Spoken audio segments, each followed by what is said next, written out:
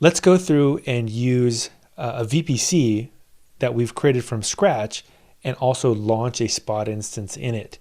So let's go to VPC. Here we go. And one of the nice things about a VPC is you can use this launch wizard. And from here, it gives you 4 options. One is really a lot of times probably what you want is a VPC with a single public subnet. And this launches everything into a private, isolated portion of the AWS cloud, but it allows your machines to be able to talk to the outside world. There's also a VPC with public and private. What this does is it actually has a public subnet, it has network address translation, and then these private machines are not actually addressable. So there's no way to get inside of these machines. And there's a couple other more exotic ones, like ones that let you talk to hardware VPN and also a private subnet as well. We're going to go ahead and use the one that is probably the most commonly used when you're first starting out. We'll go ahead and select that, and we'll call this one CP demo.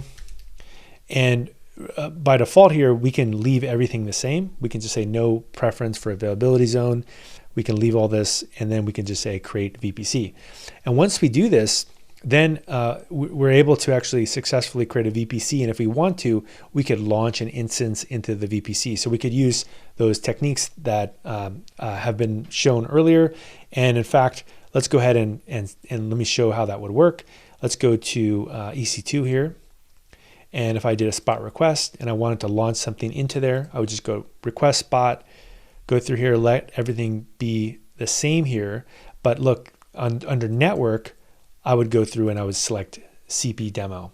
And then at this point, I could go through and select which availability zones I would want to be able to use. Now, one other thing to point out is if you notice here that when you create a VPC, you also have to go ahead and create your own subnets. And so that's another thing to be aware of, is that the default VPC that you get, it has subnets that are created for you, but it's up to you to then go in after you've created the VPC and create your subnets. And it's always a good best practice to test everything you're doing out by launching a Spot instance into it. And this will let you know what it is you're missing and what else you need to create.